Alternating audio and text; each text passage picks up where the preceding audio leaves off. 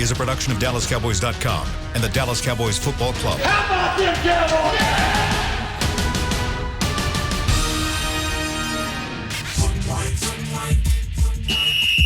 Let's go, baby! Are you ready for a break? Yes. Are you ready for a break? Absolutely. Ready for a break? Yeah, and so much for that. It's time for The Break on DallasCowboys.com. We were on the break! With Nick Eatman, David Hellman, Ambar Garcia, and Derek Eagleton. It is Tuesday, December 1st, 2020, Season 16, Episode number 72. Welcome to the latest edition of The Break, presented by Geico. We appreciate you guys joining us. We've got 45 minutes here to talk some Cowboys football. We got a lot of different topics we're going to try to hit today. And at some point, we'll try to get to some questions from you guys. Hopefully we can hit some questions toward the third segment of the show. So if you want to hit up Amber on Twitter, you can get those questions in. She already has some questions, but I'm sure she'll take some more if you have a really good one. Welcome to the show. Let's get started. Yesterday we find out the Cowboys game that was supposed to originally be played this Thursday against the Baltimore Ravens was moved again. It had been moved to Monday of next week. Now it's been moved to Tuesday. My question for our panel is, how does this affect this team now getting a really long break between the last game and the game with the Ravens, and then having another short week, very much like what you would typically have for a Thursday game, heading then into the game with Cincinnati? Let's start with you, Nick. Well, I don't know everything that's going in that's involved in these decisions, and I don't envy the NFL for having to do all that. But it'll affect the Cowboys probably more on the back end. I wish we could understand why they moved the game from Tuesday to Wednesday. I only can think of one reason, and I don't know if that's a good reason to do it. So I don't know. This is a team that lost their strength coach in the middle of the Thursday Thanksgiving week, so they're having to deal with a lot of stuff. So how does it affect them? I mean, they get a little bit more time to face a Baltimore team who you have no idea who's going to be out there. So I guess that's good. But I mean, how can you really help with this extra time other than just use it as rest? Amber. It just sucks when, obviously no one wants this kind of situation to happen, but I know it must suck when your schedule is just thrown off. The fact that you have a weekly schedule, a weekly structure that you go by, this week you practice, this week you look at film and all that, this day and all that. So it sucks in that way because you can't really fully utilize this time because you don't really know what's going on with Baltimore. It's not like, you can fully prepare for them. So in my head, I'm hoping that maybe they use this week and divide it into some time spending it for the preparation for the next opponent, maybe, because the next week is going to be a short week for the Cowboys. So they're going to have to balance out that kind of preparation, and hopefully because of what's happening in Baltimore and the uncertainty there, maybe you use that time to look at the next opponent in there and prepare for the following week. Dave. It's a great point, AG. There's only so much you can do with this extra time, and teams advance scout anyway, so I would bet they will spend some time on Cincinnati as a result of that. My thing is, I'm with Nick. I don't envy the people that have to decide this stuff, but I'm just kind of at a loss for why the NFL seems so reluctant to extend the season. Add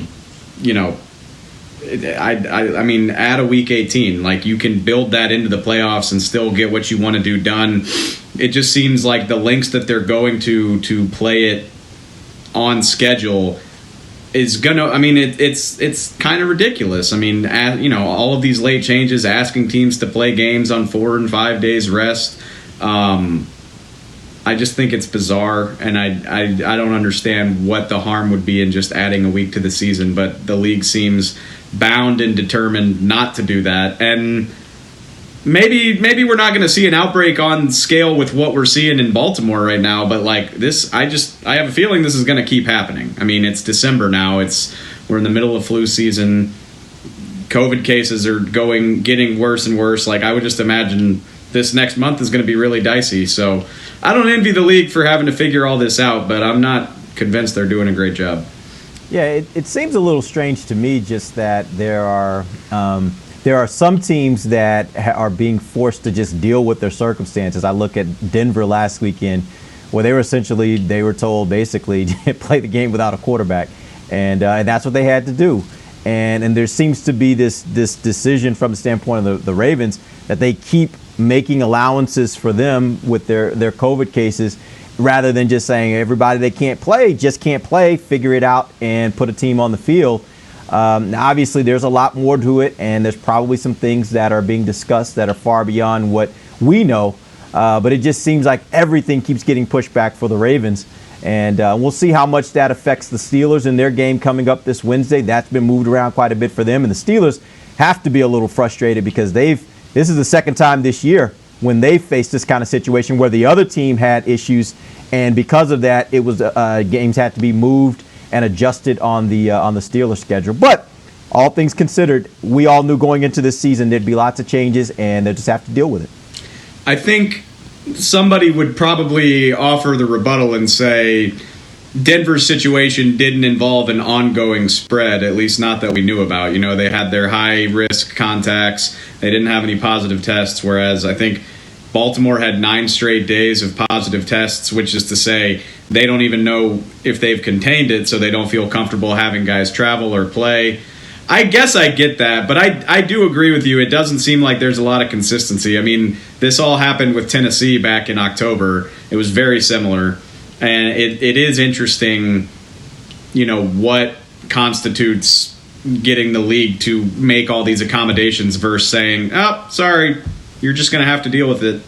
Like I said, it doesn't seem very consistent, and I would guess we're going to have a few more situations like this before the regular season is over, and God help us if it happens in the playoffs. Yeah, I just wonder if at some point the league is forced to make teams, especially if they find proof that the teams weren't following the protocols as they should, if they will force teams to forfeit games. That'll be interesting to see. They haven't been willing to do that to this point, but that would definitely be interesting if they go that far with this whole thing. Let's change the subject. Let's look a little bit more into internally at the Cowboys.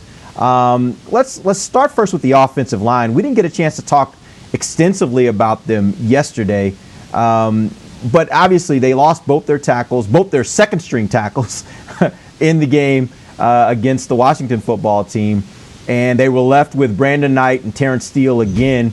My question for you guys is there another option that they have at this point at the tackle position, or are they forced? Not that they haven't been willing to do it in the past, but are they forced at this point to just roll with with Brandon Knight and Terrence Steele? Let's start first with you, Amber. Not that I know of. I mean, these are the guys. You know what? The worst part, I mean, obviously it sucks seeing Zach Martin going down and all that, but then I'm like, oh my God, here comes Steele back again. Just when we got him out of the field, he comes back. And I feel terrible for saying that. I apologize because I know he's trying the best that he can do, but it just sucks. It sucks, all these injuries. It sucks that you cannot find any kind of consistency there. And as of right now, I mean, maybe Dave and Nick have a better answer here, but I don't. No name comes to mind right now of someone who would be better at the tackle position at this moment. Dave. I mean, there are other names on the roster. You got Eric Smith, who they claimed off of waivers back in September. You got Greg Sonat, who they poached from Cleveland's practice squad. And then Jordan Mills, who is the veteran guy that we've talked about before. You know, he started a few seasons for Buffalo and Chicago. But, like, I'm okay. I get we're doing our due diligence, but are we talking about improvements? I tend to doubt it. So maybe they want to trot one of those guys out, but I would guess not, based on how firm they've been about Terrence Steele all season. I would be surprised to see that at this point. Nick. Yeah, I mean, I don't think that they have any intention of doing that. For some reason, they want to see this through with Steele. You know, I don't know how many times. I mean, he's struggled for sure, and he struggled, with giving up sacks, penalties, whatever. I mean, Brandon Knight. I think I was telling you this the other day, Derek. You know, Brandon Knight doesn't have one penalty against him this year. I was surprised by that. The Steele leads the offense in penalties, doesn't lead the team. I think we know who leads the team in penalties, but leads the offense. He's got 6, and it's kind of weird for Brandon Knight, a first-time starter, and he hasn't played a whole lot, But I think that he's been a good option for them. But yeah, I don't see any other option other than Steele and Knight right now. Would you guys consider? And I know the Cowboys. I shouldn't say I know. I feel pretty certain that the Cowboys are not going to do this. But you guys consider the possibility that when Tyler Biadasz is healthy, that maybe you put him in at center, you put Looney in at guard, and maybe you get a look at Connor Williams at tackle? I would, because I look at next year, and I think Connor McGovern is probably going to be a better guard than Connor Williams.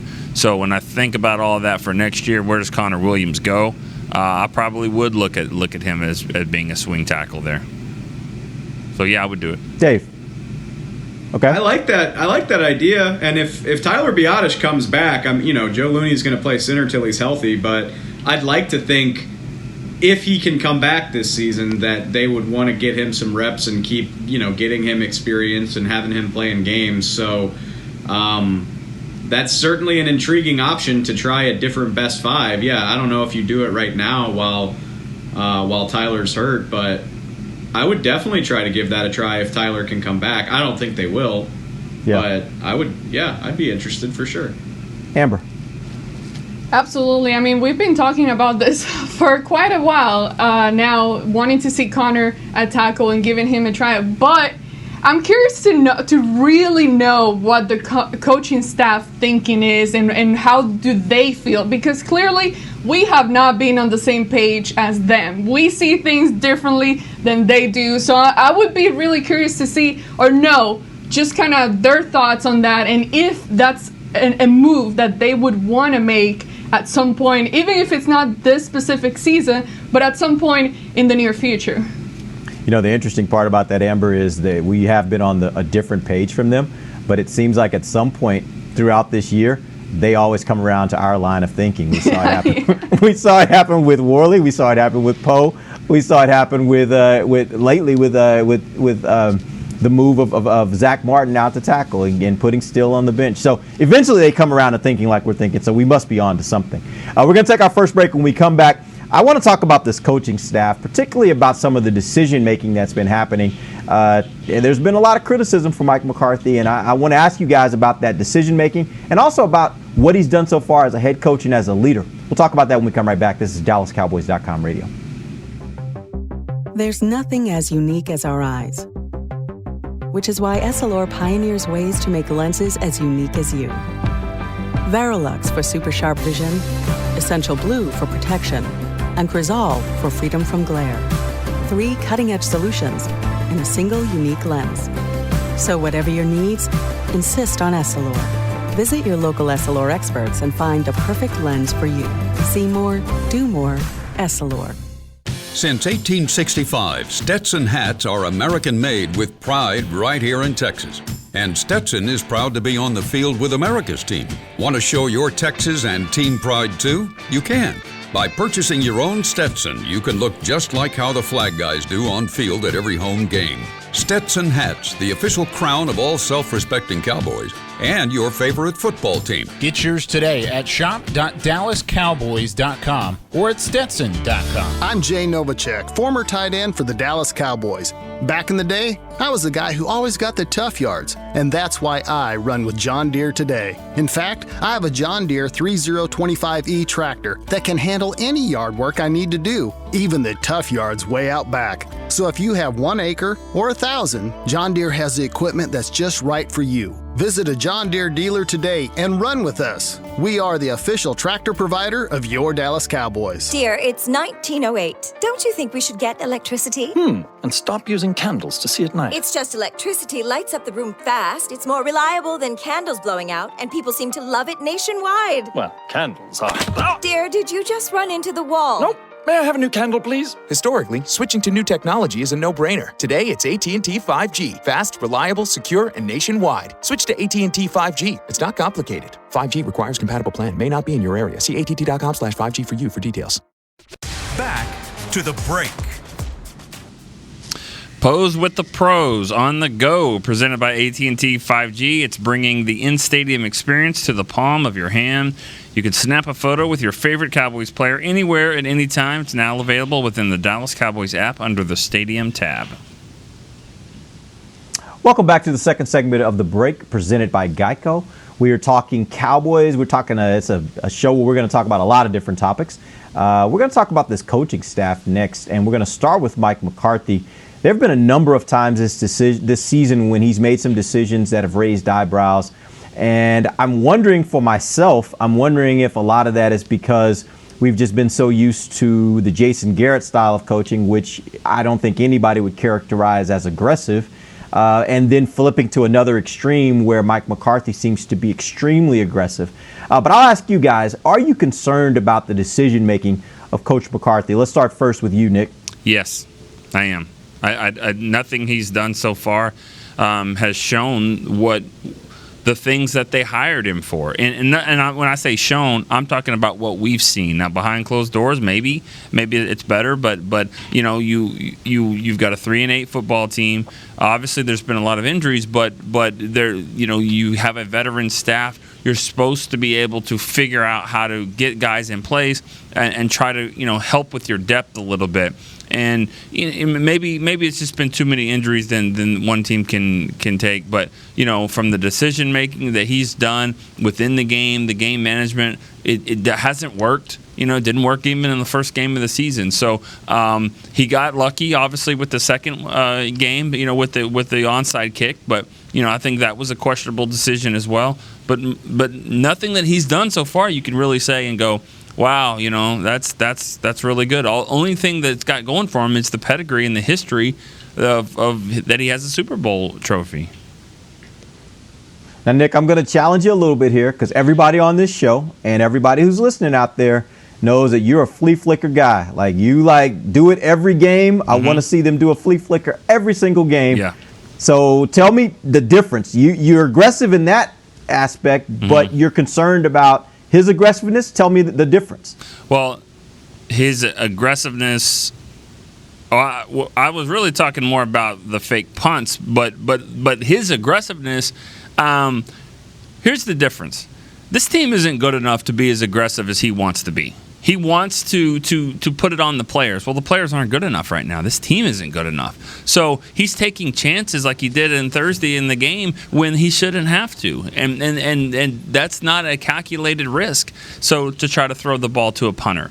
So that I feel like the flea flicker thing is I want those safeties thinking that Zeke might pitch it back. He might, because they do it once a game. Is this the play? No, it isn't. So go up there and make the tackle. But you were a little bit late, and it was an 8-yard run. I want you thinking that way. But I don't know the advantage of always thinking, well, this might be a punt, or this might be a fake. So, I mean, I think there's way too many fakes when you're talking about fake punts. But I just think he's too aggressive for a team that's not good enough to handle it.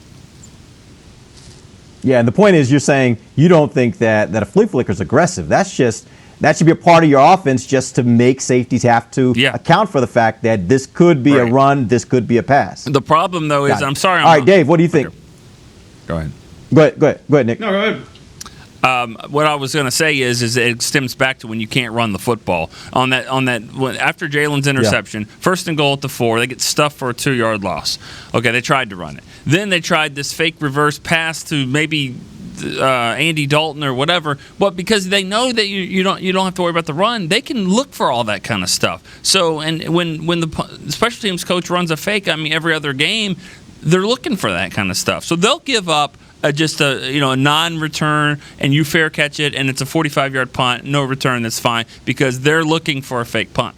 That's a little different than a safety that's always looking for a flea flicker, in my opinion. Makes sense. Dave, are you concerned about Coach McCarthy's aggressiveness? I don't have too much of a problem with what Mike McCarthy has done during games this season. Obviously, we covered it. The fake punt the other day was one of the stupidest things I've ever seen. That's a different category. I don't like that. But even you go back over the course of the season, the fake punt return, the lateral back to CJ Goodwin against Pittsburgh, big part of why they were able to keep that game close. Great play. I think they did a fake against Atlanta where CJ just dropped the ball. Like, again, probably would have worked. Like, these are all decisions where you're like, it could have worked, but it didn't, and that's football. Same thing going for it on 4th down against LA all the way back in week 1. Love it. I love that call. Just didn't work. It has also worked a few times. They went for it on 4th down twice against Minnesota, got them both. Big part of why they won that game. So I love the in-game stuff. I think you could probably dial back the special teams craziness a little bit, but I'm even okay with that. My problem with Mike McCarthy is really Monday to Saturday decision-making to this point, which is kind of funny because I loved what Jason Garrett used to do Monday to Saturday, and I hated what he did on Sunday. I'm kind of the opposite with Mike McCarthy. You can't have it all, Dave. You can't have it all. You can't have it all. I mean, like, the stuff that bothers me about Mike McCarthy is, why did it take your defense 7 weeks to look like an NFL defense? Like, why did it look like JV? And we can talk about Dontari Poe and Everson Griffin and Daryl Worley all we want. I don't think I buy that that's the difference between giving up 70-yard rushing touchdowns and not. Like, that's just unacceptable at the NFL level of football. How about the fact that everybody in the world was like anyone but Terrence Steele, and Mike McCarthy was like, that's fantasy football nonsense, and then like 3 weeks later he tries Zach Martin and it works. Like, it's stuff like that that gives me pause. Where, like, like you just said in the first segment, Derek, like, us 4 dummies shouldn't be able to sit here and have better ideas than the coaching staff does, but it has felt like that at times this season. But as far as like the aggressiveness on game day, I lean toward liking it for the most part. Like, I'll live and die on that hill. Even you're not going to win all those decisions, but I'll take it if you're aggressively trying to win games. Okay, so as a fun aside, David, if you had to choose between the coach that's great on Monday through Saturday or the coach still says great on game day, which one are you taking? Yeah, I mean, look, we're 1 year into this thing with Mike, and everything that can go wrong has gone wrong. So I'm not saying Mike McCarthy's going to win a Super Bowl for this team, but like I'm okay with trying this out and seeing where it goes, as opposed to just going back to what didn't work for a decade. All right, so Amber, are you concerned with Mike McCarthy's decision-making?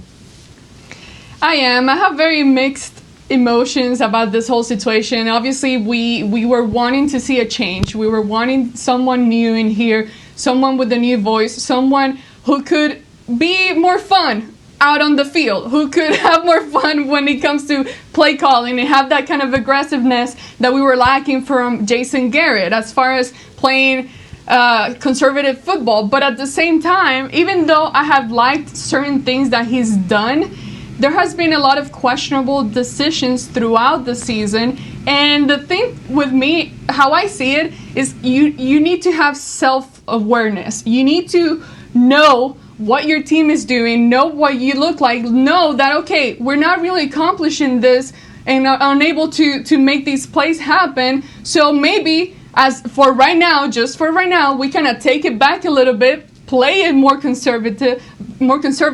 I can't even say the word, but you get my point. Just not be as aggressive, just so that you can start completing plays and being more effective on the field. And it's hard to say because I do like it, because when you're aggressive, it makes football more fun. But at the same time, it sucks when you're losing games. It sucks when you see a fun play, you put it out on the film, but it wasn't effective. So therefore, next week, you're not scaring anybody because the opponent knows you can't make it happen. So it's just, for me, it's just having a little more self-awareness. And again, like these other guys said, we don't know what happens behind closed doors. We don't know how he is in team meetings and any of that. But we do know what we see on the field and what we see from players. And the reality is that it took a really long time for it to start translating to these players. And the fact that the whole first half of the season,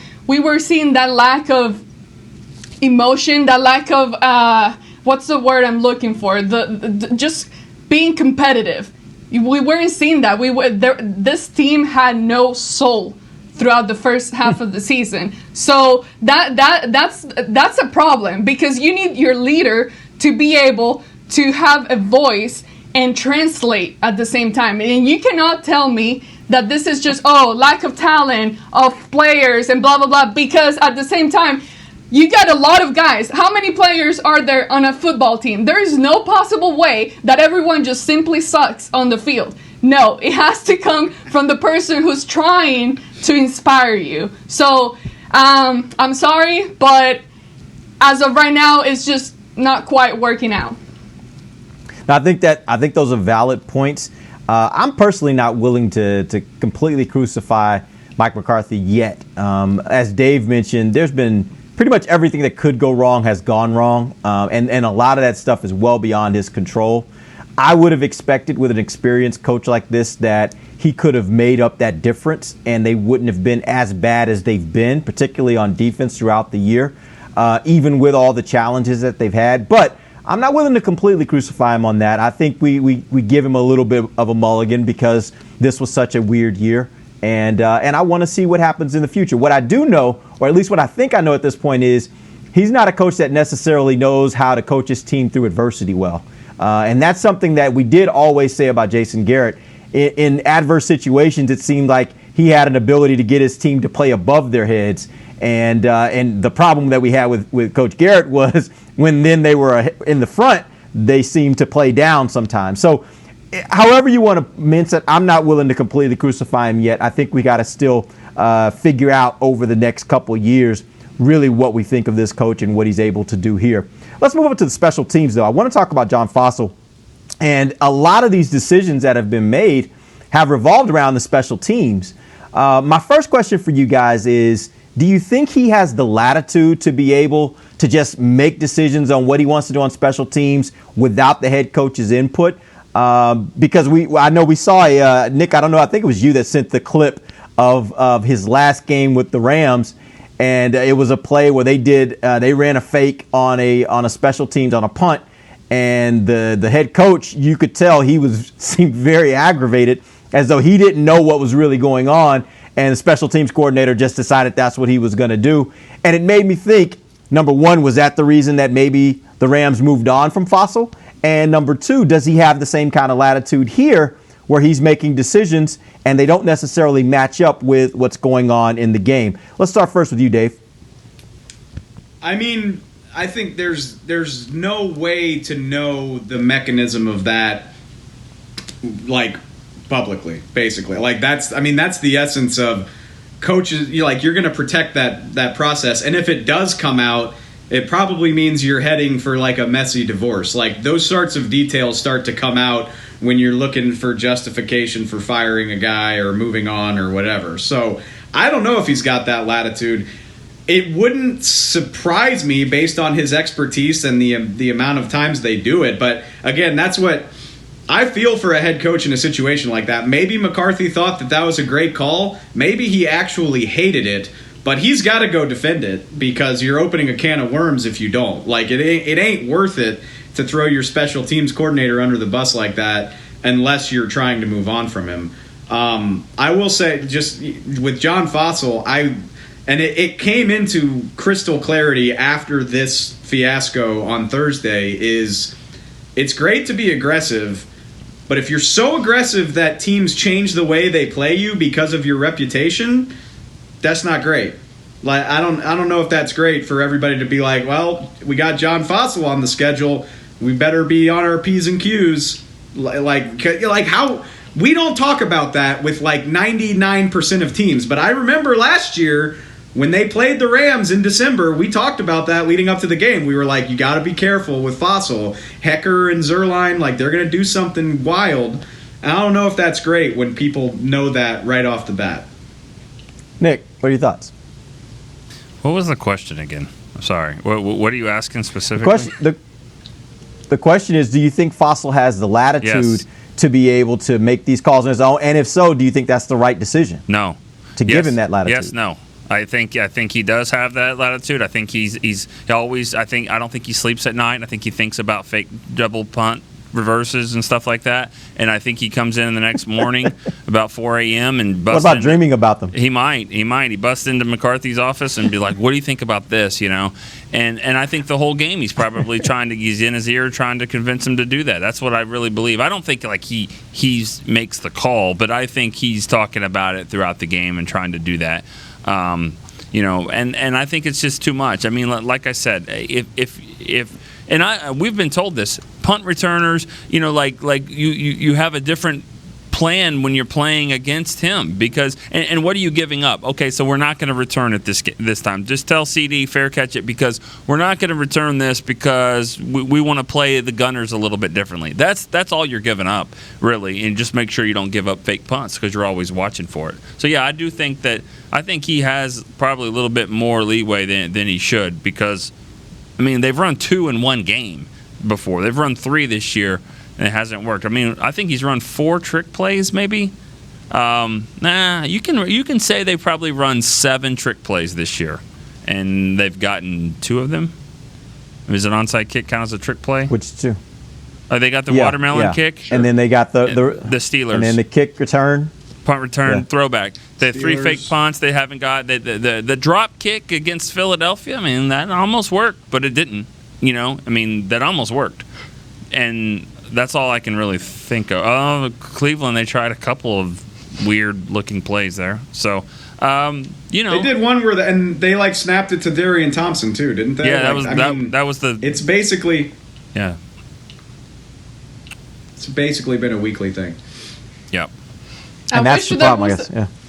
I wish there would have been a camera on McCarthy's face so we would have seen a reaction and how he really felt about that decision. But, you know, I feel bad for Fossil. I mean, I think he has great intentions, and I think he really works hard, and he really wants his whole special teams group to be able to make game-changing plays. But the thing is, I go back to the whole self-awareness thing. Like, you need to know when you need to take a step back. And to me, I see him, I'm not trying to call him like a nerd or anything, but I see him as a nerdy guy who's like really invested on his playbook and just out there just trying to come up with creative plays and everything. But at the same time, you got to make it happen on the field. And I think he can get better at this.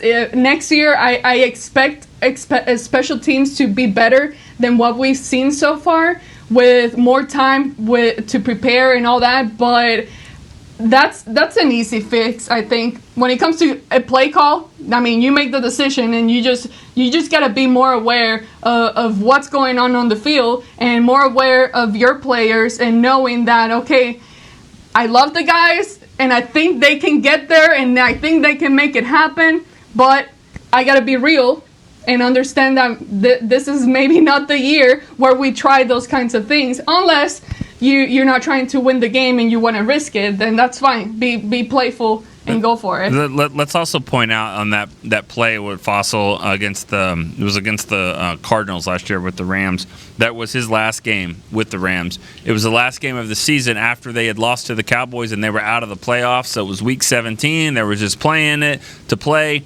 So, you know, but still, I mean, the head coach didn't appreciate it. Why did he get so mad then? I mean, because it was When did McVay get so mad? 4th and 8 on their own 24.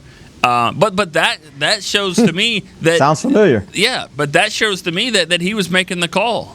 I mean, he went ahead and ran it anyways. That's on McVay, just like it's on McCarthy if he didn't have control over it. Yeah, the way I look at this is there's good news and there's bad news. The good news is there really is a third phase to the game. There's the offense, there's the defense, and there's the special teams. And I think Fossil takes it very seriously to figure out ways that special teams can affect the outcome of the game. The bad news is it doesn't seem like they always are all coordinated. The offense working with the defense, working with the special teams in order to do what's best for the team. And that's where I have a problem here. And whether it's Fossil who's making the decision or whether it's McCarthy who's making the decision, I think that last game and that decision to go for that that fake punt in that situation on fourth down when you're backed up and you're still in the ball game, to me was a panic, and it didn't work. It didn't coordinate with what you were doing on defense. Your defense was, in my opinion, playing above their heads. Why put them in a situation where they, as they did on the very next play, they give up a 23-yard touchdown and then the game gets out of hand? So I like the idea of it being it truly being a third phase of the game. What I don't like is that it doesn't seem like it's always well coordinated with the other parts or other phases of the game. Dave, what are the three phases? You have some, Nick? Yeah, Dave, what are the three phases of the game?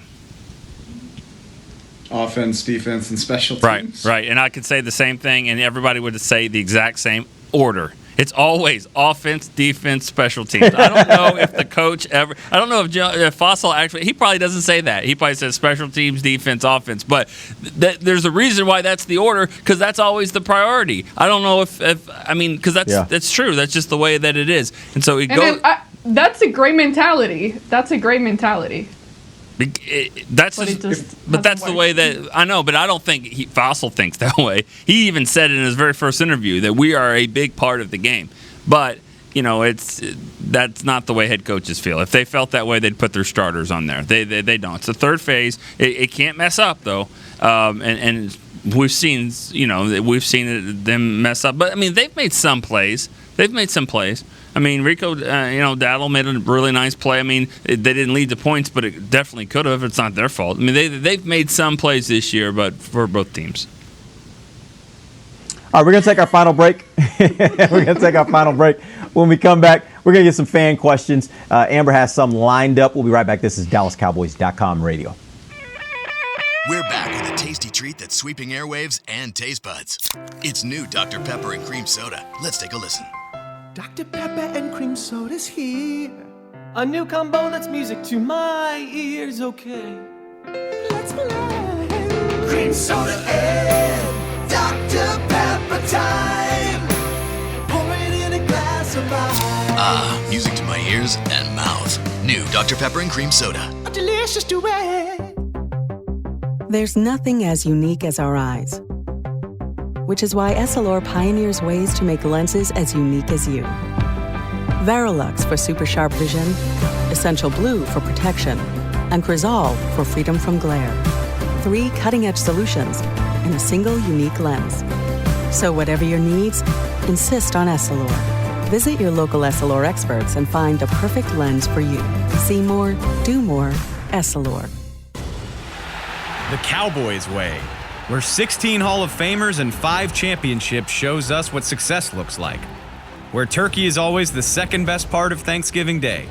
Where we are all defined by one single thing, the star. Where we as fans know it's our job to keep the tradition going.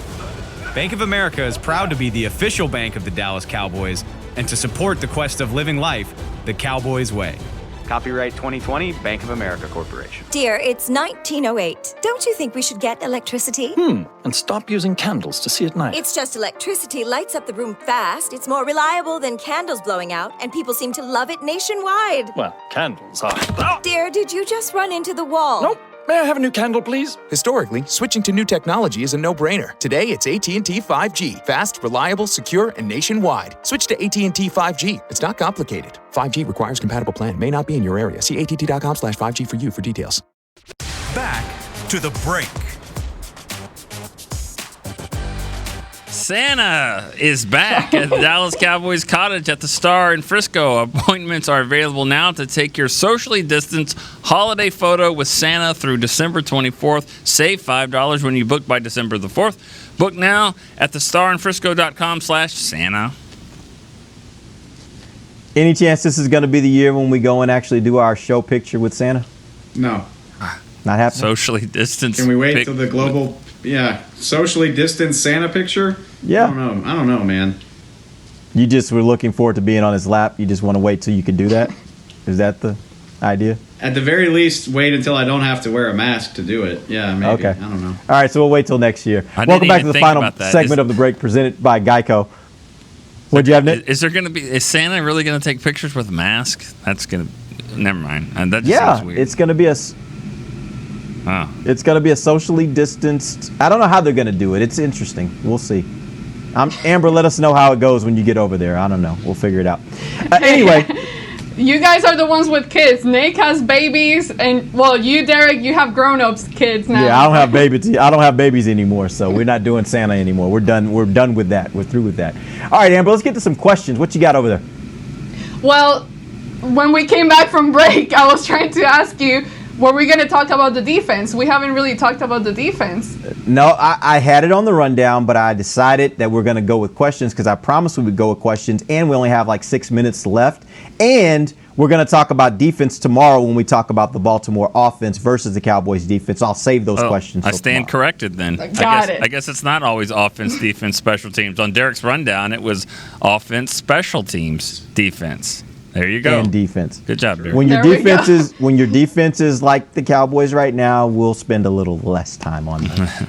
Well, okay. Sorry to ruin your little rundown. Yesterday we talked about the O-line, and I did receive some questions about how hard is it really going to be for next year for the Cowboys to replace or better the O-line. We know that Lael and Tyron Smith are coming back and all that, but as far as depth and other positions of needs, how hard is it going to be for the Cowboys to solidify that position group once again?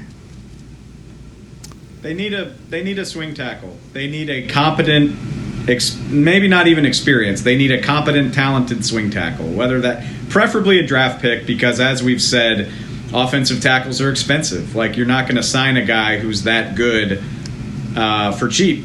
It just doesn't happen. So, I mean, I would say you need to spend a top 100 draft pick on an offensive tackle, whether that's first, second, third round, whatever. But honestly, other than that, I'm not super worried about it. And I feel like I'm the offensive line apologist, but if we assume, and we got to keep an eye on it, we don't know that for sure, but if we assume Tyron and Lael can come back healthy, you've still got both of the Connors, you've still got Tyler Biadasz, maybe you re-sign Joe Looney. I think his deal is up, but that's not a terribly expensive contract. And then you've got all these young guys. Like, I feel really good about Brandon Knight as like a fourth tackle / guard. I think there's a lot of intriguing depth pieces already here. The problem is that they're having to start right now. But hopefully next year that won't be the case. Hey, real quick, I want to ask this question, and any one of you guys can jump in on it.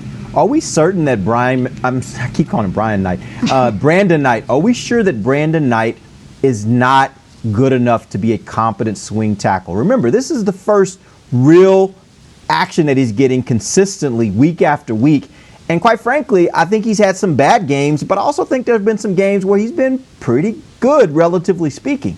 Are we sure that he's not, with more experience, that he's not the guy you're looking for to be your swing tackle? Well, I mean, you make a good point, because by the time next year, he's going to be a third-year pro with, 7 or 8 starts and probably starts on both sides of the ball. So, yeah, he's got experience in both, and he's shown the ability to go in there and be ready, which is what you need for a swing tackle.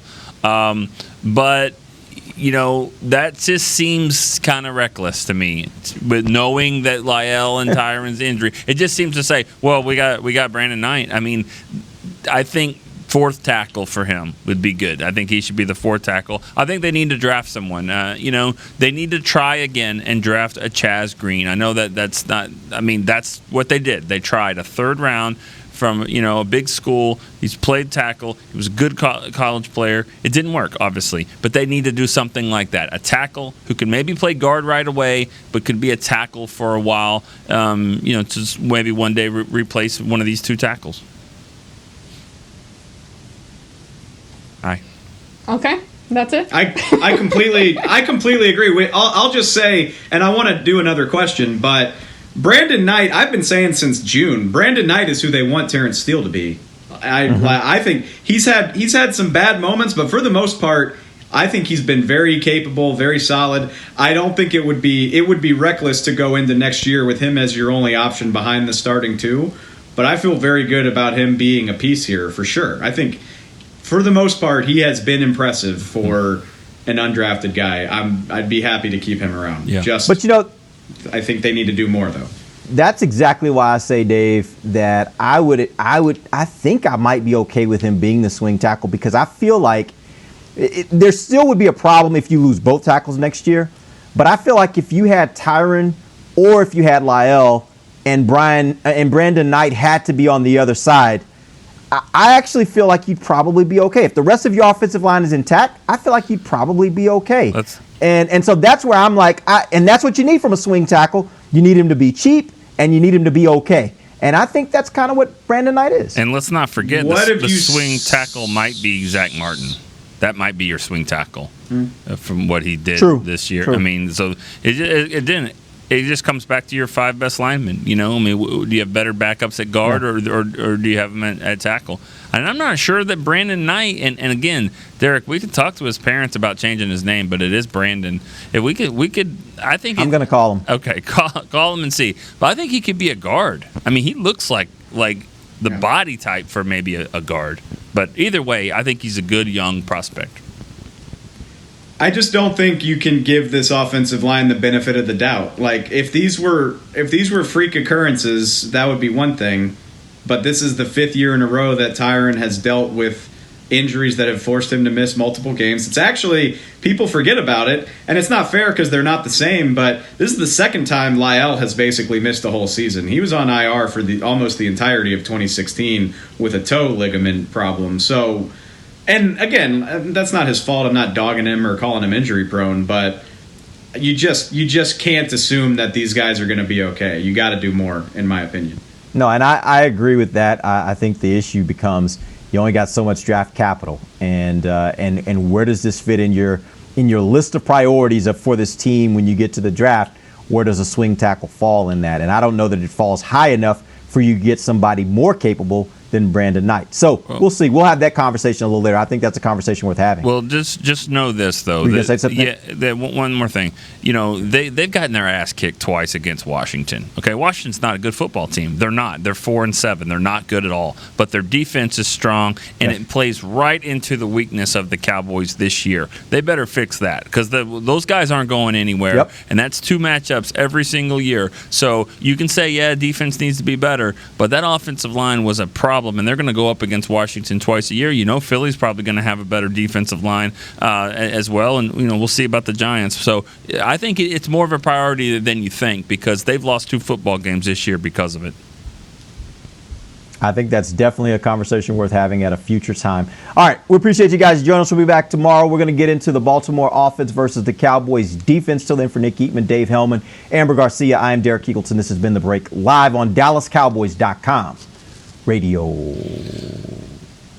This has been a production of DallasCowboys.com and the Dallas Cowboys Football Club. How about this, Cowboys?